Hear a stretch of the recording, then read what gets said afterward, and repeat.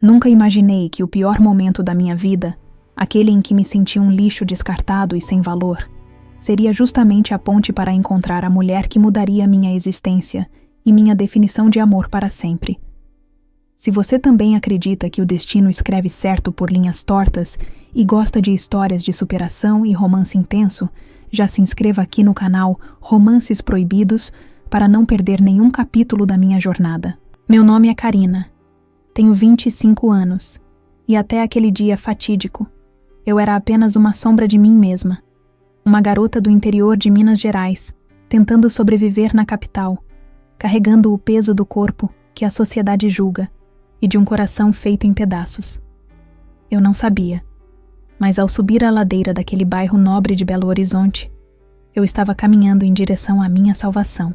Tudo começou com um fim, ou melhor, com o que eu achei que fosse o fim da minha vida emocional quando o Henrique terminou comigo de forma cruel. Foram 2 anos de um relacionamento onde eu me doei inteira, aceitando migalhas de afeto e ouvindo críticas veladas sobre minha aparência, sobre como minhas roupas não caíam bem ou como eu deveria emagrecer para ficar bonita ao lado dele. Quando ele foi embora, levando não só as coisas dele, mas também minha autoestima, eu me vi sozinha naquele apartamento pequeno, com o aluguel atrasado e uma sensação de vazio que parecia física, como um buraco no peito. Eu precisava de dinheiro urgente, precisava ocupar a mente e, principalmente, precisava provar para mim mesma que eu conseguia ficar de pé sozinha, mesmo que minhas pernas tremessem de medo. Foi nessa situação de desespero que a agência de cuidadores me ligou com uma proposta que parecia boa demais para ser verdade, pelo menos no quesito financeiro. O salário era quase o triplo do que eu costumava ganhar cuidando de idosos, mas a recrutadora foi muito clara ao dizer que a vaga estava aberta há meses, porque ninguém aguentava ficar mais de uma semana. A paciente era uma mulher rica, independente, e, segundo os boatos, insuportável de se lidar. Alguém que recusava ajuda e fazia questão de humilhar quem tentasse se aproximar. Eu engoli em seco, olhei para as contas de luz e água vencidas sobre a mesa bamba da cozinha e disse que aceitava o desafio, pois a necessidade tem uma voz muito mais alta que o medo. No dia da entrevista, que já seria meu primeiro dia de teste, acordei cedo e passei horas na frente do espelho tentando disfarçar as olheiras de quem tinha chorado a noite toda. Escolhi minha melhor roupa, uma calça social preta e uma blusa de tecido leve que não marcava tanto minhas curvas, tentando parecer o mais profissional e invisível possível. Eu me sentia inadequada. Sempre me senti, como se ocupasse espaço demais no mundo. E a ideia de entrar na casa de uma mulher da alta sociedade me deixava com um nó na garganta. Peguei 2 ônibus lotados até chegar à Zona Sul, vendo a paisagem mudar dos prédios descascados da periferia para as mansões imponentes cercadas de verde e silêncio. Quando desci no ponto final, o ar parecia até mais puro, com aquele cheiro de terra molhada e eucalipto que vem da Serra do Curral. Mas meu estômago estava embrulhado de ansiedade. Caminhei até o endereço anotado no papel, parando em frente a um portão enorme de ferro preto que protegia uma casa que parecia mais uma fortaleza de vidro e concreto. Toquei o interfone com a mão suada, o coração batendo tão forte que eu podia ouvir o som nos meus ouvidos, torcendo, lá no fundo, para que ninguém atendesse e eu pudesse voltar para minha cama segura. Mas o portão se abriu com um zumbido elétrico, me convidando a entrar naquele mundo que não me pertencia. E eu respirei fundo, pedindo a Deus que me desse forças para aguentar o que viria. A casa por dentro era ainda mais intimidante, com um pé direito duplo gigantesco e móveis que pareciam obras de arte intocáveis. Tudo muito limpo, frio e silencioso. Uma governanta séria, que não sorriu em momento algum, me recebeu e me guiou pelos corredores largos, onde meus sapatos baratos faziam um barulho que ecoava de forma constrangedora. Eu me sentia pequena ali dentro, uma intrusa naquele templo de riqueza e solidão, e comecei a me arrepender de ter aceitado aquela loucura antes mesmo de conhecer a patroa. O cheiro da casa era uma mistura de flores frescas com um fundo de produto de limpeza caro, um aroma que gritava perfeição, algo que eu estava muito longe de ser. Chegamos à porta do quarto principal, que estava entreaberta, e a governanta fez um sinal para que eu entrasse sozinha, como se ela mesma tivesse receio de cruzar aquela fronteira. Minhas mãos tremiam levemente quando empurrei a madeira maciça e dei o primeiro passo para dentro do ambiente, que estava na penumbra, com as cortinas pesadas fechadas bloqueando o sol da manhã. Levei alguns segundos para meus olhos se acostumarem com a pouca luz, e então eu a vi, sentada em uma poltrona de veludo perto da janela, imóvel como uma estátua. Vera Lúcia não era nada do que eu tinha imaginado. Ela não parecia uma senhora frágil ou doente. Pelo contrário, sua presença preenchia o quarto inteiro. Ela era uma mulher negra exuberante, com a pele que parecia brilhar mesmo no escuro, e longos cabelos ondulados que caíam sobre os ombros com uma elegância natural. Mesmo vestindo um robe de seda e com uma bengala encostada ao lado, ela exalava poder e autoridade, uma postura de quem estava acostumada a dar ordens e ser obedecida sem questionamentos. Ela não se virou quando entrei, continuou olhando para o nada, ou talvez para algum ponto fixo em seus pensamentos, ignorando completamente minha presença ali parada na porta. Eu limpei a garganta, tentando fazer algum som sair. Mas minha voz falhou, presa no medo de perturbar aquela aura de rainha ferida que ela projetava. Dei mais 2 passos tímidos para dentro do quarto, tentando não fazer barulho, mas o piso de madeira rangeu sob meu peso, denunciando minha falta de leveza. Foi nesse momento que ela virou o rosto lentamente na minha direção, e eu me deparei com os olhos mais intensos e perspicazes que já tinha visto na vida. Não havia doçura neles, apenas uma análise fria e cortante, como se ela estivesse me dissecando e encontrando todas as minhas falhas em questão de segundos. Eu me senti nua, exposta, com vergonha do meu corpo, da minha roupa simples e da minha vida bagunçada, tudo isso sob o escrutínio daquela mulher poderosa. "Bom dia, Dona Vera." Eu consegui sussurrar finalmente, com a voz trêmula, tentando manter um sorriso profissional que não chegava aos meus olhos. "Eu sou a Karina, a nova cuidadora enviada pela agência." Ela não respondeu de imediato. Apenas continuou me encarando com uma expressão indecifrável, seus dedos tamborilando impacientes no braço da poltrona. O silêncio se esticou por tempo demais, tornando-se quase insuportável, pesado, carregado de uma tensão que fazia o ar ficar denso. Eu queria correr, queria pedir desculpas por existir e sair dali. Mas lembrei dos boletos, lembrei do Henrique dizendo que eu era uma fracassada. E plantei meus pés no chão. "Você é muito jovem," ela disse finalmente, e a voz dela era grave, aveludada, mas com um tom de desdém que me atingiu como um tapa. "E parece assustada. Se acha que vai durar aqui com essa cara de choro, menina, é melhor dar meia volta agora mesmo. Eu não preciso de uma babá, e muito menos de alguém que eu tenha que consolar." Aquelas palavras duras confirmaram todos os avisos que recebi. Mas estranhamente, em vez de me fazerem chorar, elas acenderam uma fagulha de teimosia dentro de mim. Eu respirei fundo, engolindo a vontade de desabar, e sustentei o olhar dela, percebendo que por trás daquela armadura de arrogância havia uma dor profunda que ela tentava esconder a todo custo. Eu não sabia ainda, mas aquele primeiro confronto seria apenas o início de uma batalha diária, e eu teria que ser muito mais forte do que imaginava para derrubar as muralhas que Vera Lúcia havia construído ao redor de seu coração.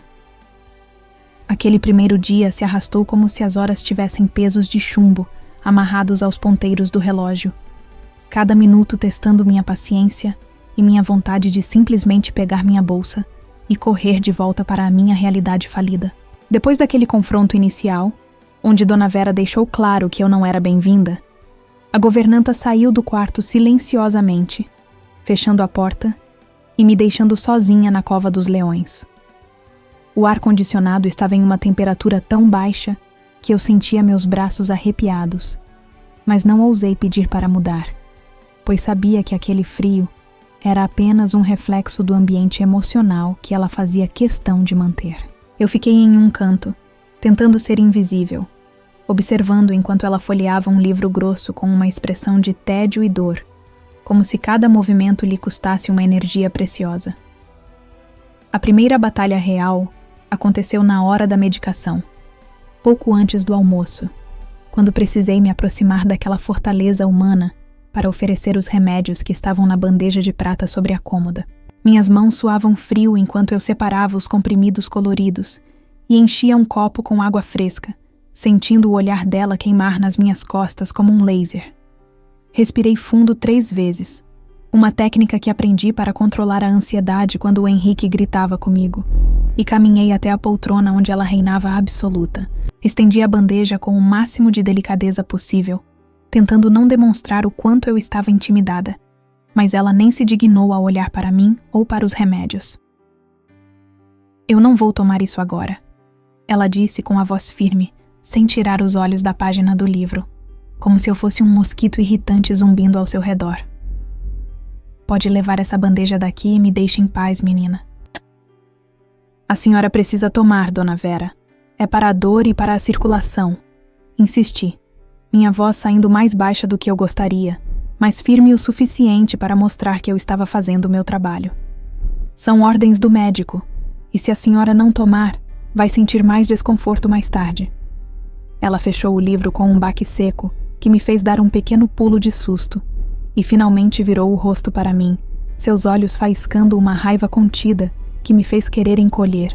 Ela me analisou de cima a baixo novamente, demorando o olhar nas minhas roupas simples e no meu corpo que não se encaixava nos padrões daquela casa de revistas de decoração. Senti meu rosto esquentar de vergonha, aquela sensação antiga de inadequação subindo pela garganta.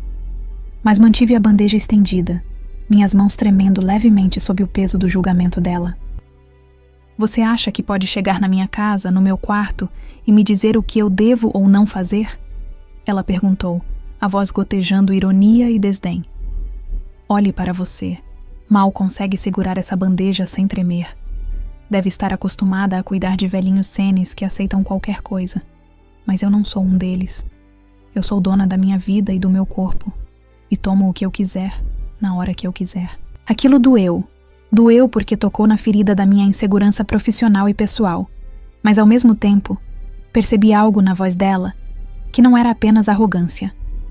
Havia cansaço. Havia uma frustração imensa de alguém que sempre teve o controle de tudo e agora se via dependente de pílulas e de estranhos para viver.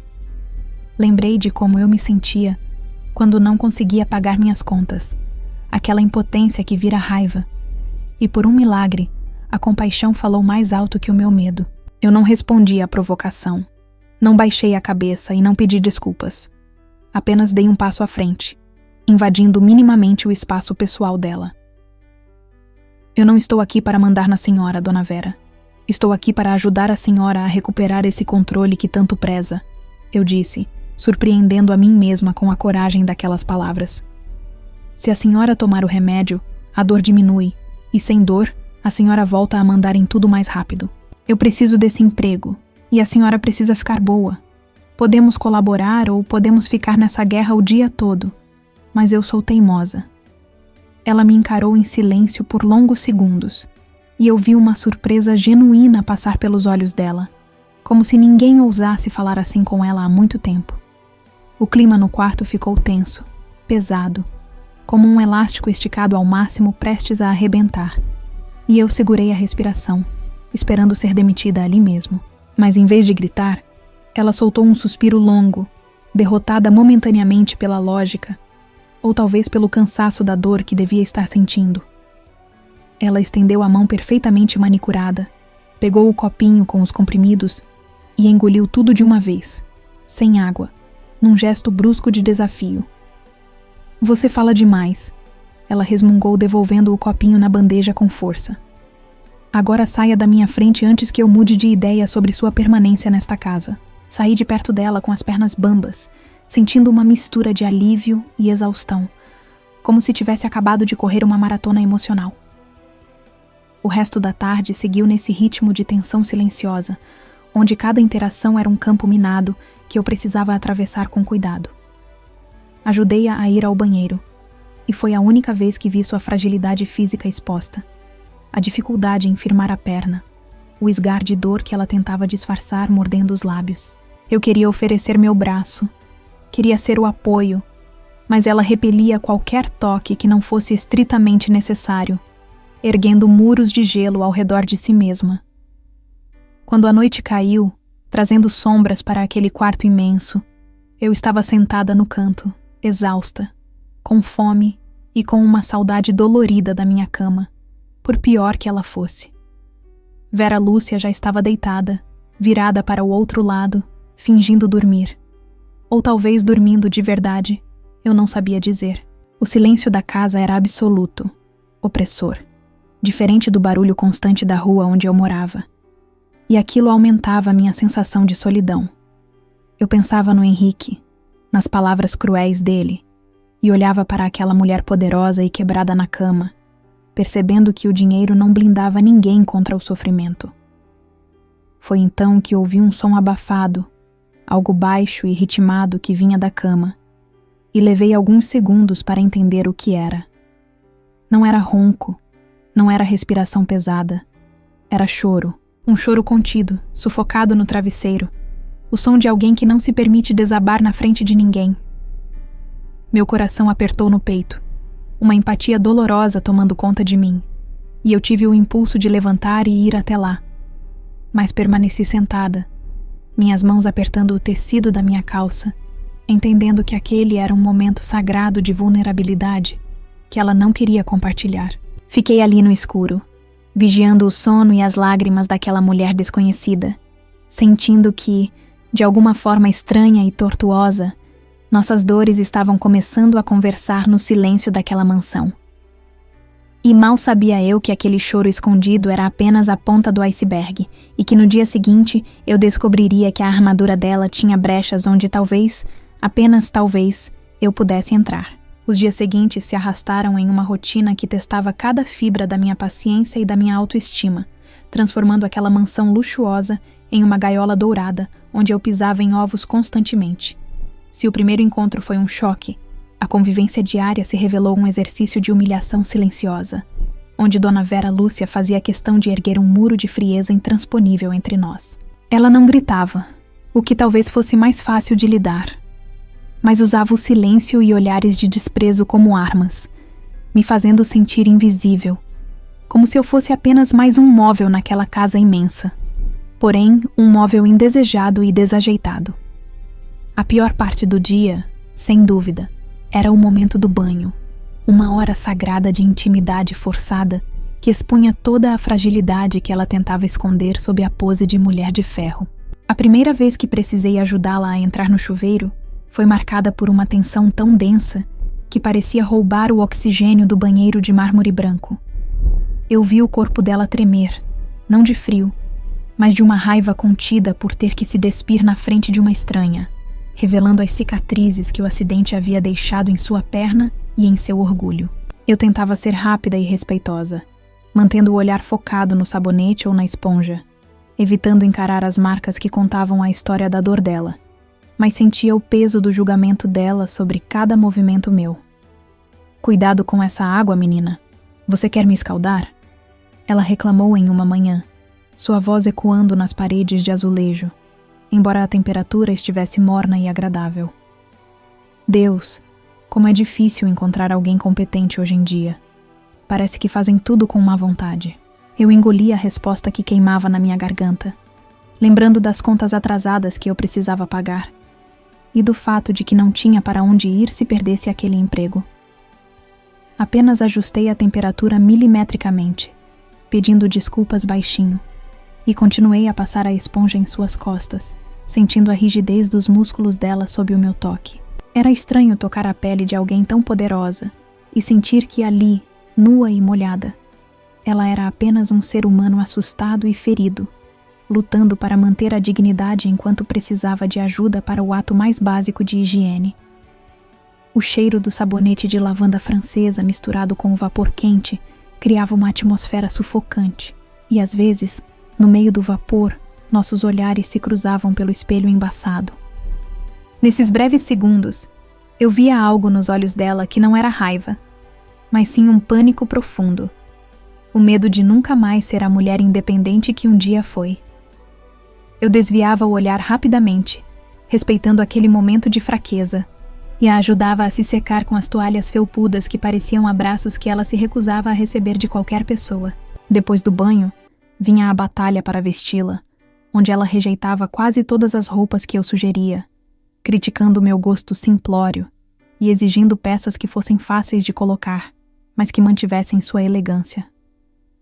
Eu me sentia uma boneca de pano sendo manipulada, correndo de um lado para o outro do closet gigantesco para satisfazer caprichos que, no fundo, eu sabia que eram apenas uma forma dela exercer algum controle sobre a situação. Quando finalmente ela estava pronta, sentada na poltrona diante da janela, exausta pelo esforço, o silêncio voltava a reinar, pesado e acusador. Minhas refeições eram feitas na cozinha, sozinha, sob o olhar vigilante da governanta que parecia reprovar minha presença tanto quanto a patroa. A comida era deliciosa, feita por uma cozinheira de mão cheia, mas descia quadrada, misturada com o gosto amargo da solidão e da saudade de uma vida que, mesmo imperfeita, era minha. Eu pegava o celular e via as fotos antigas com o Henrique, sentindo uma pontada de dor no peito ao lembrar de como eu me anulava para caber no mundo dele. E percebia com horror que estava fazendo a mesma coisa ali naquela casa, me diminuindo para não incomodar. Em uma tarde particularmente difícil, Dona Vera decidiu que queria tentar caminhar pelo jardim, algo que o fisioterapeuta havia recomendado, mas que ela vinha adiando há semanas. Eu preparei tudo, chequei o caminho para garantir que não havia obstáculos, e ofereci meu braço para servir de apoio, como me foi ensinado. Ela olhou para o meu braço estendido com desdém, bufou irritada e tentou se levantar sozinha, apoiando todo o peso na bengala de madeira escura com força excessiva. Eu não preciso que me carregue. Eu não sou inválida. Ela sibilou, dando os primeiros passos incertos em direção à porta da varanda. Fique atrás de mim, caso eu precise, mas não me toque a menos que eu peça. Eu obedeci, caminhando 2 passos atrás dela como uma sombra, o coração na boca a cada vez que ela oscilava ou tropeçava nas próprias pernas enfraquecidas. O sol da tarde batia no rosto dela, revelando linhas de expressão marcadas pela amargura, e eu me peguei pensando em como alguém podia ter tanto dinheiro e ser tão miserável por dentro. Vê-la lutar contra o próprio corpo me causava uma mistura confusa de pena e admiração, porque apesar da grosseria, havia uma força inegável naquela mulher, uma recusa obstinada em aceitar a derrota. No meio do caminho de pedras portuguesas, a ponta da bengala escorregou em uma fresta, e ela perdeu o equilíbrio bruscamente, soltando um grito abafado de susto. Antes que eu pudesse pensar, meu instinto agiu mais rápido que suas ordens. Avancei e a segurei pela cintura, firmando meu corpo contra o dela para impedir a queda. Por um instante, ficamos coladas, eu sentindo o cheiro do perfume caro dela e o calor do corpo trêmulo, e ela agarrada aos meus ombros com força, a respiração ofegante batendo no meu rosto. O tempo pareceu parar naquele jardim silencioso, com apenas o som dos pássaros e das nossas respirações descompassadas preenchendo o ar. Eu esperava que ela me empurrasse e gritasse comigo por ter desobedecido, por ter tocado nela sem permissão, mas ela não se moveu imediatamente. Ela ficou ali, apoiada em mim, seus olhos negros cravados nos meus, com uma intensidade que me fez tremer as pernas. Não de medo dessa vez, mas de algo que eu não sabia nomear. Você tem a mão pesada, menina. Ela murmurou finalmente, se recompondo e se afastando devagar, mas sem a agressividade habitual na voz. Mas pelo menos tem reflexos rápidos. Não pense que isso muda alguma coisa. Ela ajeitou a roupa com dignidade, pegou a bengala que tinha caído no chão e continuou a caminhada. Mas eu notei, ou quis notar, que seus ombros estavam menos tensos. Voltamos para o quarto em silêncio, mas o ar parecia ter mudado, ficado menos rarefeito, como se aquele breve contato físico tivesse criado uma microfissura na muralha de gelo. Naquela noite, enquanto eu tentava dormir no quarto de empregada nos fundos da casa, fiquei encarando o teto e revivendo a sensação do corpo dela contra o meu, sem saber que aquele pequeno incidente no jardim seria o primeiro passo para derrubar as defesas, não só dela, mas também as minhas. A paz frágil que eu estava começando a construir naquela casa de vidro e silêncio foi estilhaçada em uma tarde de terça-feira, provando que os fantasmas do passado não respeitam endereços novos ou portões de segurança máxima. Eu estava na cozinha terminando de preparar o chá da tarde da Dona Vera, tentando não fazer barulho com as xícaras de porcelana fina, quando o interfone tocou com um som estridente que parecia um alarme de incêndio no meio daquela calmaria.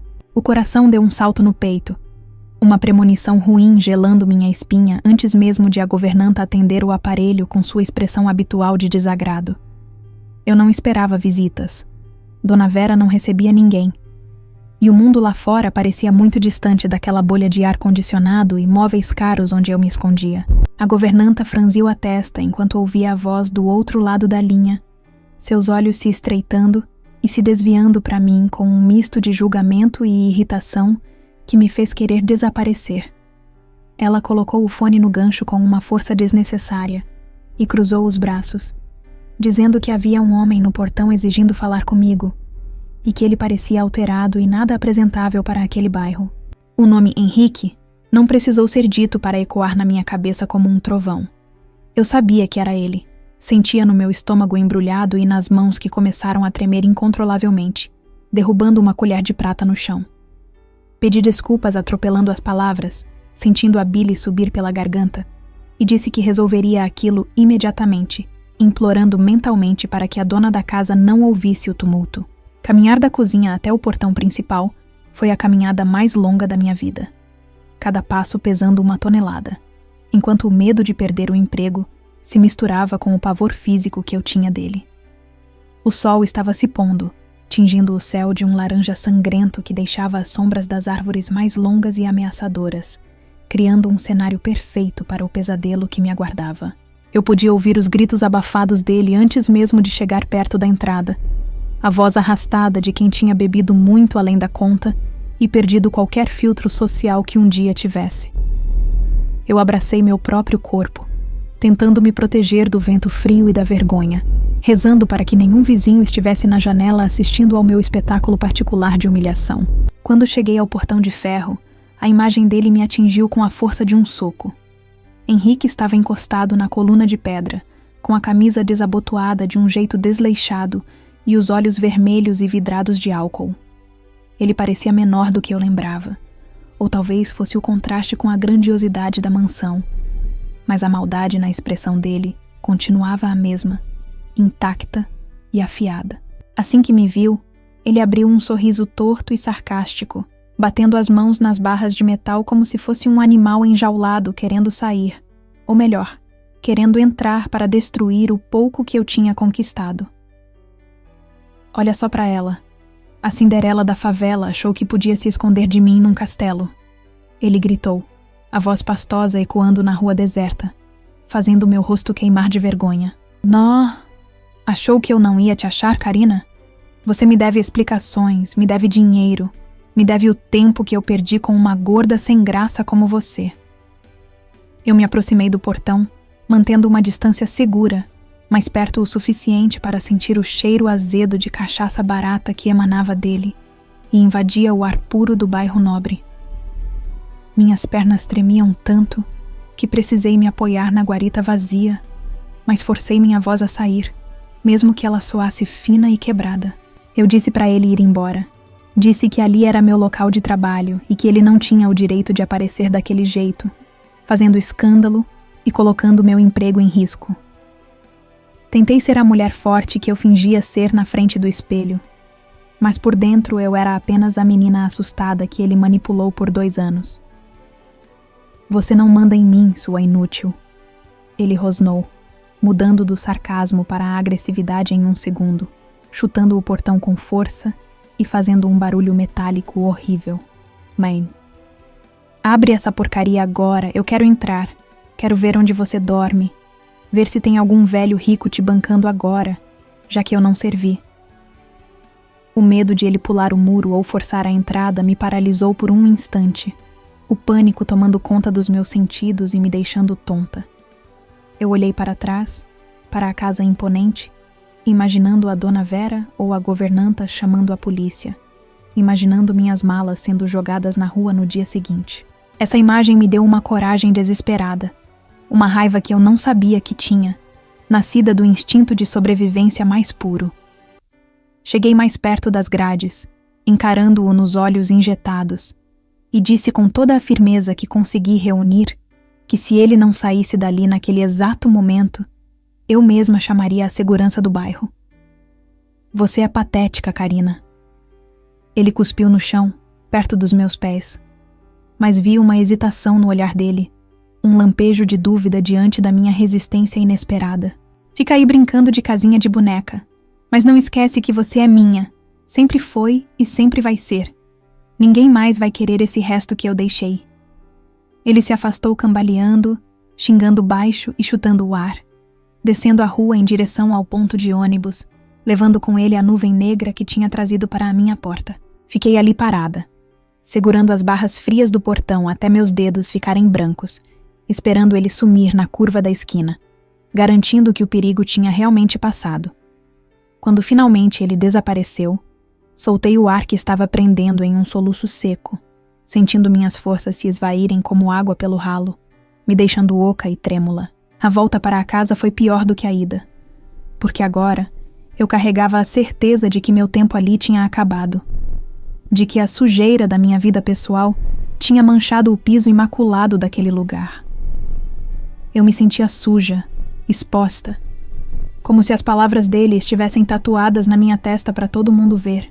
Entrei pela porta de serviço, tentando me recompor, secando as lágrimas teimosas que insistiam em cair, e parei no meio do jardim para respirar, olhando para cima, para a fachada imensa da mansão.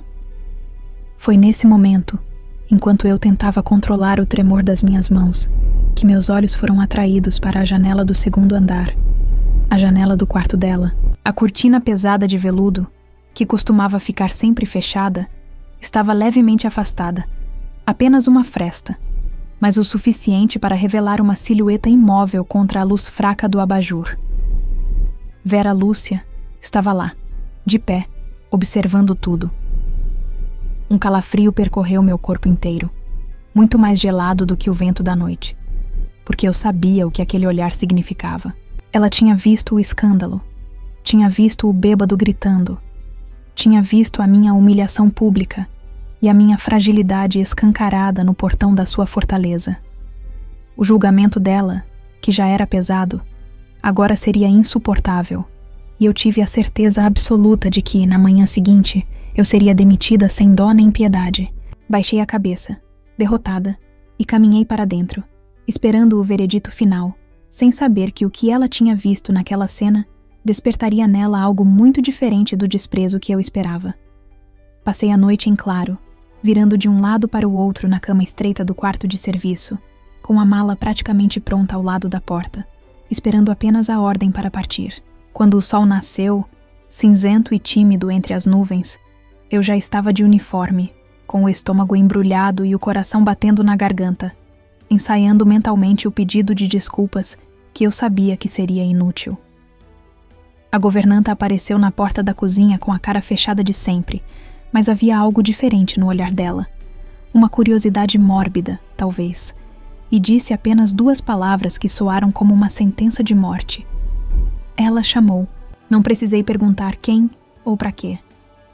Limpei as mãos suadas no avental, respirei fundo buscando um ar que não vinha e caminhei para o abate.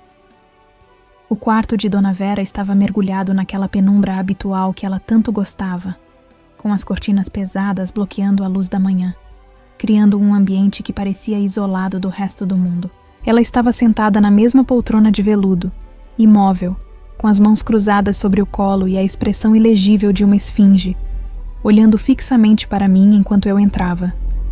Eu parei perto da porta, sem coragem de avançar, sentindo minhas pernas tremerem como varas verdes, e baixei a cabeça, incapaz de encarar a mulher que eu tinha certeza que estava prestes a me expulsar de sua vida. O silêncio no quarto era absoluto. Apenas o som distante do trânsito lá fora lembrava que a vida continuava, indiferente ao meu desespero. Dona Vera, eu sinto muito. Comecei a falar, as palavras saindo atropeladas, gaguejadas, uma torrente de vergonha que eu não conseguia conter. Eu juro que não sabia que ele viria. Eu nunca quis trazer problemas para a sua casa. Eu vou pegar minhas coisas agora mesmo. A senhora não precisa se incomodar. Eu entendo perfeitamente que... Cale a boca, Karina. A voz dela cortou meu discurso não com um grito, mas com uma firmeza gelada que me fez travar na hora, engolindo o choro. Pare de se desculpar como se fosse uma criminosa. Eu não chamei você aqui para ouvir lamúrias. Eu levantei o rosto, surpresa, e vi que ela não estava olhando para mim com raiva, mas com uma intensidade que beirava a fúria. Só que, estranhamente, aquela fúria não parecia direcionada a mim. Ela fez um gesto impaciente com a mão, indicando uma cadeira estofada à sua frente, um lugar onde eu nunca tinha recebido permissão para sentar antes. Eu obedeci, sentando na pontinha do assento, tensa, pronta para levantar a qualquer momento, e esperei pelo veredito, tentando entender o que estava acontecendo por trás daqueles olhos negros e profundos. Aquele homem... Ela começou, pronunciando a palavra homem com um nojo visível, como se tivesse gosto de veneno. Ele machucou você? Fisicamente, eu digo. Ele tocou em você ontem? A pergunta me pegou tão desprevenida que eu demorei a processar, piscando confusa enquanto minha mente tentava recalcular a rota daquela conversa que tinha saído completamente do script que eu imaginava. Eu neguei com a cabeça, sentindo um nó na garganta, e disse baixinho que não, que ele só tinha gritado, que o portão estava trancado. Ela soltou um suspiro longo, quase um rosnado, e seus ombros relaxaram minimamente, como se uma tensão invisível tivesse deixado seu corpo, mas a expressão dura permaneceu intacta. Ótimo, ela disse, e então se inclinou para a frente, a bengala de madeira escura, servindo de apoio para seu corpo ainda frágil. Escute bem o que vou dizer, menina, porque não vou repetir. Eu não admito barracos na minha porta. Isso é verdade. Eu prezo pelo meu silêncio e pela minha privacidade acima de tudo. Mas existe uma coisa que eu desprezo mais do que barulho: covardia. Ela fez uma pausa dramática, seus olhos varrendo meu rosto como se procurassem marcas invisíveis deixadas pelas palavras do Henrique. E eu me senti pequena, mas ao mesmo tempo acolhida de uma forma estranha e torta. Eu vi como você o enfrentou, ela continuou, e pela primeira vez vi um lampejo de respeito brilhar no fundo do olhar dela. Você estava tremendo, estava apavorada. Eu vi suas mãos brancas segurando a grade, mas você não abriu o portão. Você ficou lá e defendeu o seu espaço. A maioria das pessoas teria corrido ou se encolhido, mas você ficou. Isso mostra caráter, Karina. E caráter é a única coisa que o dinheiro não compra nesta vida. Eu senti as lágrimas quentes escorrerem pelo meu rosto sem permissão.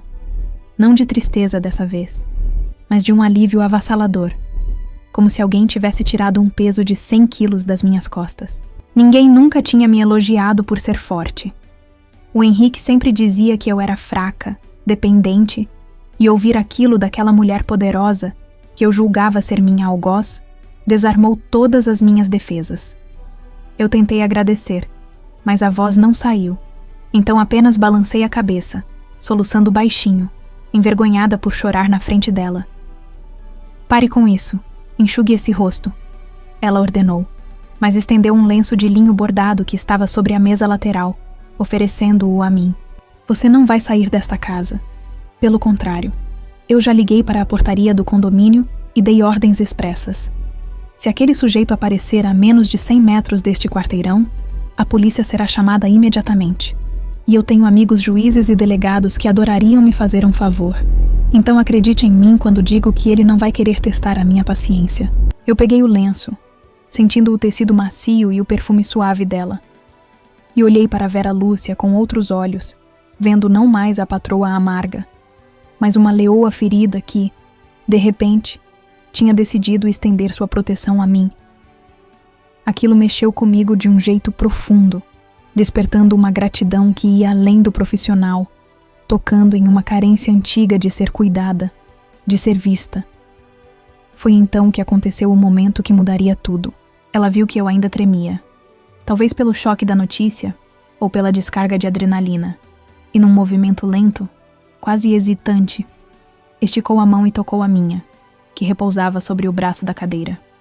A mão dela era quente, firme, a pele macia contrastando com a força que ela emanava, e aquele toque simples enviou uma corrente elétrica pelo meu braço, algo que fez meu coração errar uma batida.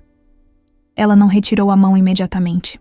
Ficamos ali, conectadas por aquele gesto, eu olhando para a mão dela sobre a minha, e ela olhando para mim com uma expressão que suavizou, perdendo a dureza e revelando por um segundo a mulher solitária que vivia por trás daquela armadura.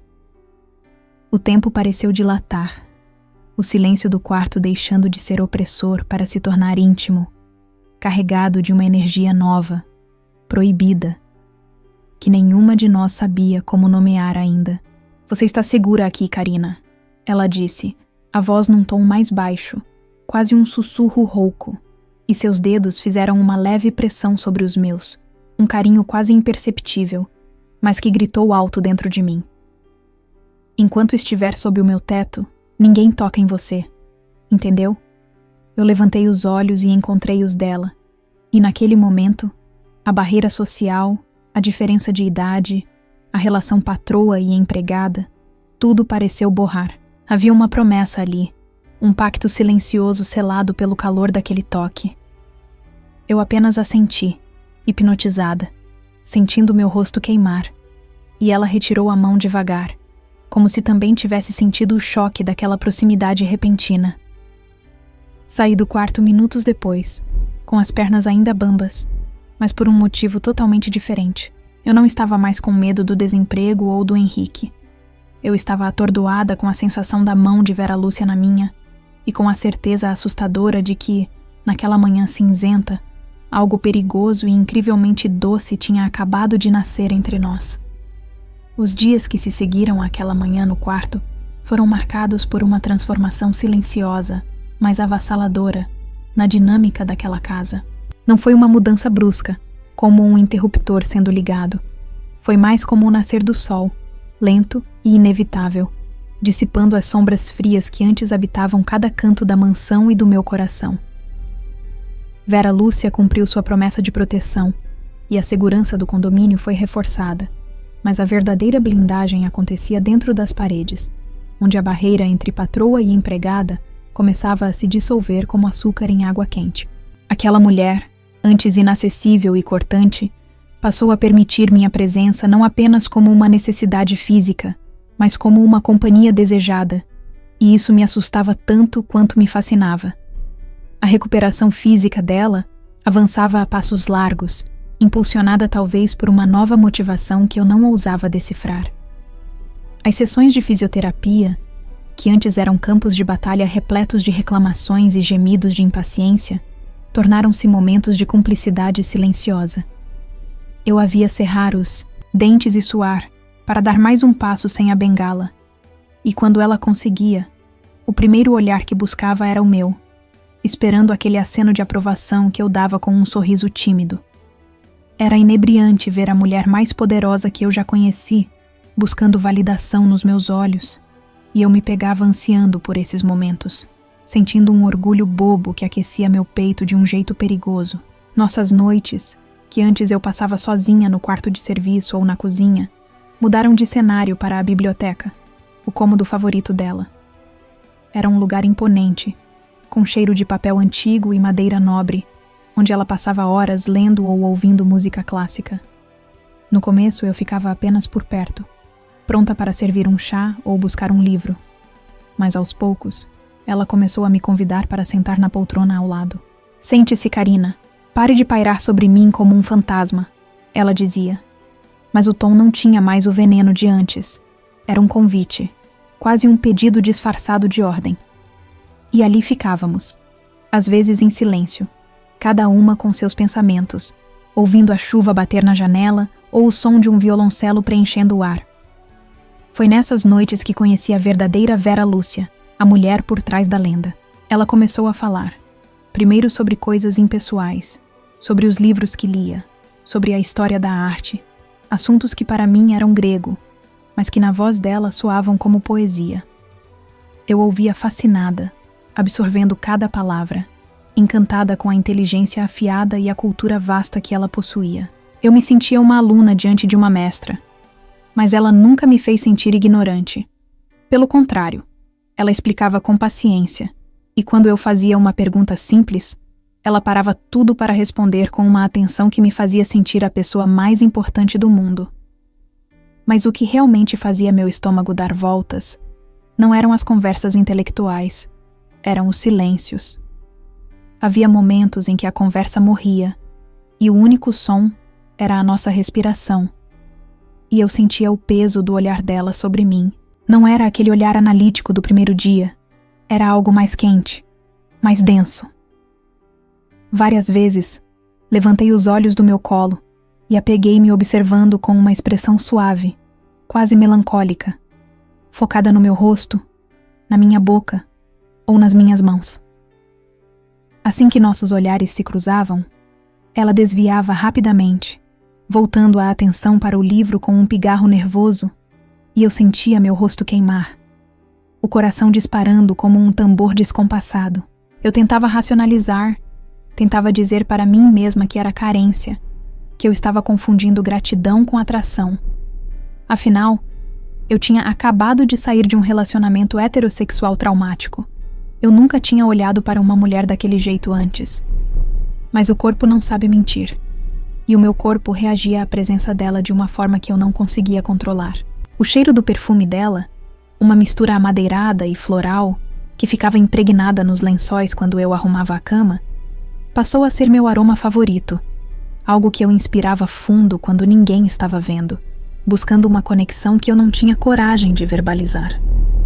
A tensão crescia nos pequenos toques acidentais, que pareciam acontecer com cada vez mais frequência. Ao passar a xícara de chá, nossos dedos se roçavam, e a descarga elétrica era tão real que quase derrubávamos a porcelana. Ao ajudá-la a se levantar da poltrona, meu corpo ficava colado ao dela por um segundo a mais do que o necessário, e eu podia sentir a respiração dela mudar, ficar mais curta, assim como a minha. Eram segundos de uma dança proibida, onde o desejo pairava no ar, espesso e inegável, mas nenhuma de nós tinha a coragem de dar o primeiro passo para cruzar a linha abissal que nos separava. Havia também o medo dela se arrepender, o medo de eu estar imaginando coisas, o medo da diferença de idade e de classe social. Quem era eu, a cuidadora pobre e quebrada, para desejar a grande doutora Vera Lúcia? Eu me sentia indigna daquele afeto, como se estivesse roubando momentos de felicidade que não me pertenciam. Às vezes, eu me olhava no espelho do banheiro de serviço e via uma mulher diferente, com a pele mais corada, os olhos mais brilhantes. Uma mulher que estava florescendo sob o cuidado disfarçado daquela patroa exigente. E isso me aterrorizava porque eu sabia que tudo que é bom na minha vida costumava durar pouco. Em uma sexta-feira chuvosa, estávamos vendo um filme antigo na sala de estar. A luz apagada, apenas o brilho da televisão iluminando nossos rostos. Em uma cena triste, vi uma lágrima solitária escorrer pelo rosto dela. Sem pensar, movida por um impulso que vinha direto da alma, estiquei a mão e limpei a lágrima com meu polegar. A pele dela era macia, quente. Ela virou o rosto para a minha mão, fechando os olhos por um instante, e suspirou, um som que pareceu um pedido de socorro e uma rendição ao mesmo tempo. Eu congelei, meu coração na garganta, esperando ela me afastar, mas ela apenas inclinou o rosto levemente, roçando a bochecha na minha palma. Você é uma menina boa, Karina.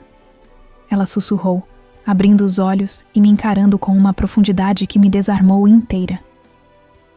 Boa demais para este mundo cruel. E boa demais para mim.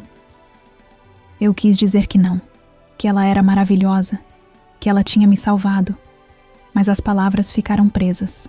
Aquele momento foi o ápice da nossa intimidade até então, um reconhecimento mútuo de que algo estava acontecendo, algo que não podia mais ser ignorado. Eu retirei minha mão devagar, sentindo a perda do contato físico como uma dor física, e me despedi para ir dormir, fugindo da intensidade daquele clima antes que eu fizesse alguma loucura, como beijá-la ali mesmo no sofá. Fui para o meu quarto com a cabeça girando, feliz e apavorada na mesma medida. Eu estava me apaixonando. Isso era um fato. E pela primeira vez, parecia que o sentimento era recíproco.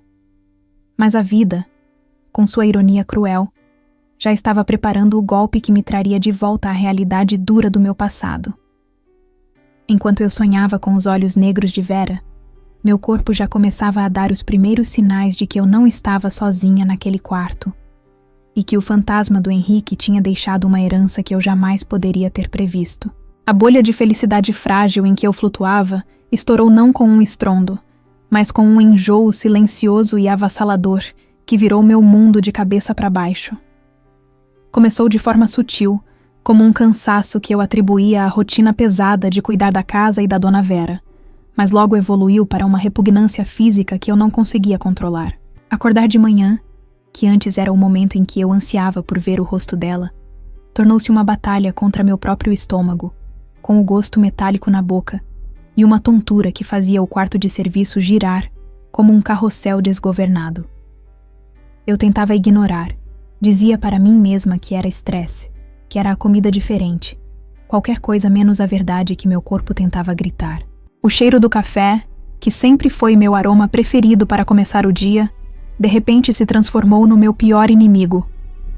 Naquela terça-feira fatídica, entrei na cozinha para preparar o desjejum da patroa, e assim que o vapor do coador subiu, senti uma onda de náusea tão violenta que precisei correr para o banheiro dos fundos, segurando o vômito com a mão. Fiquei ali, ajoelhada no piso frio, tremendo e suando frio, enquanto a governanta passava no corredor resmungando sobre a demora. Lavei o rosto com água gelada. Escovei os dentes com força até a gengiva sangrar, tentando tirar aquele gosto amargo. E voltei para o trabalho com um sorriso amarelo, rezando para não desmaiar. Servir o café da manhã para Dona Vera foi um calvário. A bandeja de prata, carregada com frutas, pães e ovos mexidos, parecia pesar 1 tonelada, e o cheiro dos ovos revirava minhas entranhas a cada passo que eu dava em direção ao quarto. Quando entrei, ela já estava acordada, lendo o jornal na cama, e assim que me viu, franziu a testa, seus olhos de águia detectando imediatamente que algo estava fora do lugar. Tentei manter a postura, colocar a bandeja sobre as pernas dela com delicadeza, mas minhas mãos tremiam tanto que a louça tilintou, denunciando meu estado deplorável. Você está pálida, Karina. Ela observou, deixando o jornal de lado e me analisando com aquele olhar clínico que não deixava passar nada. E está suando frio. Não me diga que pegou alguma virose. Eu não posso me dar ao luxo de ficar doente agora que minha recuperação está indo tão bem. Não é nada, Dona Vera. Acho que só comi algo que não caiu bem ontem à noite. Menti, desviando o olhar para a janela, sentindo a culpa corroer meu peito por mentir para a única pessoa que se importava comigo. Já tomei um remédio, logo passa. A senhora quer que eu abra as cortinas? Ela não pareceu convencida, mas não insistiu, voltando sua atenção para o prato, embora eu tenha percebido que ela me observava de soslaio, enquanto eu arrumava o quarto. A manhã se arrastou em uma tortura lenta. Cada vez que eu precisava abaixar para pegar algo, ou fazer um movimento mais brusco, o mundo escurecia nas bordas da minha visão. Eu me sentia fraca, drenada, como se uma sanguessuga estivesse sugando minha vitalidade, e o medo começou a se instalar. Medo de estar doente de verdade, medo de não conseguir trabalhar, medo de perder aquele refúgio que eu tinha encontrado. Na hora do almoço, o desafio foi ainda maior. A cozinheira preparou um peixe assado com molho de camarão, um prato que Dona Vera adorava, mas cujo cheiro inundou a casa inteira, invadindo minhas narinas como um gás tóxico. Eu tentei prender a respiração enquanto servia a mesa na varanda, mas foi impossível. O aroma forte da maresia misturado com o alho fez meu estômago dar um nó cego, e eu tive que pedir licença abruptamente, correndo para a cozinha sob o olhar atônito da patroa. Voltei minutos depois, pálida como um papel, depois de ter vomitado apenas água e bile no banheiro de serviço. Dona Vera não tinha tocado na comida. Ela estava virada para a porta, me esperando com uma expressão que misturava irritação e uma preocupação genuína que ela tentava disfarçar. Eu me aproximei, pedindo 1000 desculpas, dizendo que era apenas uma indisposição passageira, mas ela levantou a mão, pedindo silêncio. Sente-se aqui, agora, ela ordenou, apontando para a cadeira de Vime à sua frente. Você não vai trabalhar nesse estado. Olhe para você. Parece que vai cair dura a qualquer momento. Você comeu alguma coisa hoje, menina? Eu não tive fome, Dona Vera. Confessei, sentando na pontinha da cadeira, sentindo o mundo girar devagar. Mas eu estou bem, juro. Só preciso de um copo de água. Ela serviu a água a ela mesma, com as mãos que ainda recuperavam a firmeza, e empurrou o copo na minha direção. Bebi em grandes goles, sentindo o líquido gelado acalmar o fogo no meu estômago. Mas a fraqueza persistia. Vera ficou me observando em silêncio por um longo tempo, e eu vi uma sombra de dúvida cruzar os olhos dela, como se ela estivesse montando um quebra-cabeça cujas peças ela ainda não tinha todas na mão. Você tem se cuidado, Karina? Ela perguntou de repente, a voz baixa e rouca. Digo, fora daqui. Você tem ido ao médico? Tem se alimentado direito? Você emagreceu, seu rosto está chupado, mas ao mesmo tempo você parece inchada. A pergunta me pegou desprevenida. Eu não ia ao médico há anos. O sistema público era demorado, e eu nunca tinha dinheiro para o particular. Balancei a cabeça negativamente, sentindo uma vergonha imensa da minha própria negligência. Ela suspirou, balançando a cabeça com reprovação, e disse que marcaria uma consulta para mim com um médico da família dela na semana seguinte, porque não queria uma zumbi cuidando dela. A generosidade dela, mesmo envolta em críticas, me fez querer chorar, o que parecia ser meu estado natural ultimamente, ou enjoada, ou chorosa. À tarde, durante a sessão de exercícios, o pior aconteceu. Eu estava ajudando-a a caminhar pela sala, servindo de apoio caso ela perdesse o equilíbrio. De repente, uma tontura negra me atingiu, muito mais forte que as outras. Minhas pernas perderam a força, meus joelhos dobraram e eu comecei a cair. Não caí no chão porque senti braços me segurarem. Não braços fortes de um homem, mas os braços dela. Vera Lúcia, que mal conseguia se sustentar meses atrás, usou seu próprio corpo e a parede para me amparar, impedindo meu colapso. Karina! Ela gritou, e o pânico na voz dela foi a única coisa que me manteve consciente. Senti o cheiro do perfume dela bem perto.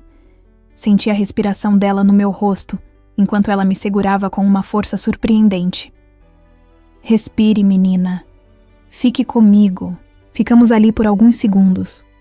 Eu praticamente desmaiada nos braços da mulher que eu deveria cuidar. Quando a visão clareou, vi o rosto dela a centímetros do meu, seus olhos arregalados de medo. Ela me ajudou a sentar no sofá, praguejando baixinho contra minha teimosia, e correu para buscar um álcool para eu cheirar. Enquanto eu estava ali, sentada, tentando fazer o mundo parar de girar, uma pergunta, uma suspeita terrível e gelada, começou a brotar no fundo da minha mente, vinda do lugar mais racional que me restava. Comecei a fazer as contas mentalmente, contando nos dedos trêmulos enquanto ela estava fora da sala. Fevereiro, março, o carnaval, a festa da empresa onde o Henrique me humilhou, a última noite que passamos juntos antes do término, aquela noite em que ele estava bêbado e insistente, e eu, cansada demais para brigar, cedi. Meu coração parou por um segundo e depois voltou a bater num ritmo frenético, doloroso. Minha menstruação. Eu não me lembrava da última vez que tinha descido. Com a confusão do término, a mudança de emprego, o estresse da nova rotina, eu simplesmente não tinha notado. Mas agora, com o enjoo, a tontura, o choro fácil, as peças se encaixavam com um clique aterrorizante. Quando Vera voltou para a sala com o vidrinho de álcool e um olhar cheio de cuidado, eu mal conseguia encará-la. Eu precisava ir a uma farmácia. Eu precisava saber. Porque se aquilo fosse verdade, se o meu pesadelo tivesse se tornado realidade, eu não só estaria carregando o filho de um homem que eu desprezava, como estaria prestes a perder a mulher que eu estava começando a amar. Pedi licença para ir à farmácia com a desculpa esfarrapada de que precisava comprar um analgésico específico para a minha suposta enxaqueca. Mas a verdade é que eu estava indo comprar a sentença do meu próprio julgamento. Caminhei pelas ruas arborizadas do bairro nobre como uma fugitiva, olhando para os lados com medo de encontrar algum conhecido, embora ninguém ali soubesse quem eu era. Entrei na primeira drogaria que encontrei, com o ar-condicionado gelado secando o suor frio da minha testa, e fui direto para a prateleira dos testes de gravidez, pegando a caixa mais cara e supostamente mais confiável, escondendo-a entre outros produtos aleatórios na cesta.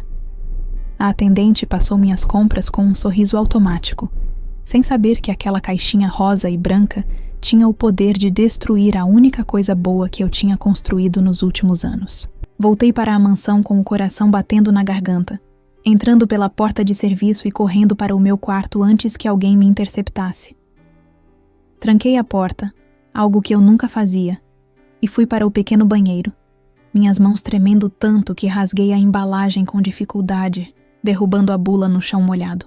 Fiz o procedimento mecânico, sentindo uma vergonha profunda do meu próprio corpo, da minha própria história, e coloquei o teste sobre a pia de mármore sintético, encarando-o como se fosse uma bomba relógio prestes a explodir.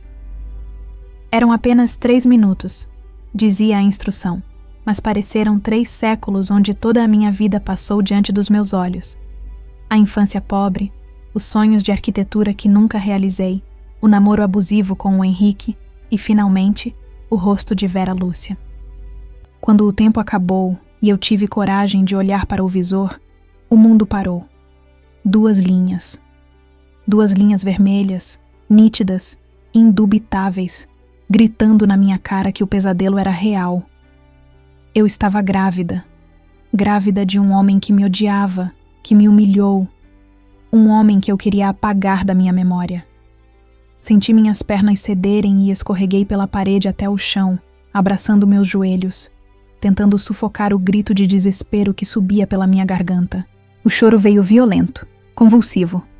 Um choro de quem vê o futuro desmoronar antes mesmo de começar. Como eu ia cuidar de uma criança? Como eu ia explicar isso para a dona Vera? Ela ia me demitir, eu tinha certeza.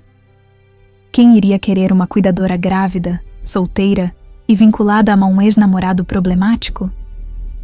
Eu não sei quanto tempo fiquei ali, soluçando no chão frio, perdida na minha própria miséria, até que ouvi batidas na porta do quarto. Não eram as batidas fortes da governanta. Eram toques leves, ritmados, feitos com a ponta de uma bengala. Congelei, prendendo a respiração, rezando para que ela fosse embora. Mas a maçaneta girou.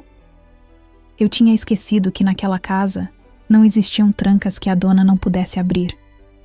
A porta se abriu devagar e Vera Lúcia entrou, apoiada em sua bengala, com a expressão preocupada transformando-se em choque ao me ver encolhida no chão do banheiro. "Karina?" Ela chamou, a voz cheia de urgência, esquecendo qualquer formalidade. "Meu Deus, menina, o que aconteceu? Você se machucou?" Ela não esperou resposta. Ignorando suas próprias dores e limitações, ela soltou a bengala, que caiu com um barulho seco no tapete, e se abaixou com dificuldade para ficar no meu nível. Ver aquela mulher, que sempre manteve uma postura de rainha intocável, ajoelhar-se no chão de um banheiro de empregada para me socorrer, foi o golpe final na minha resistência. Eu desabei de vez, chorando copiosamente, incapaz de formular uma frase, incapaz de esconder a caixa do teste que estava caída ao meu lado, virada para cima, denunciando o meu pecado. Vera seguiu meu olhar e viu o teste.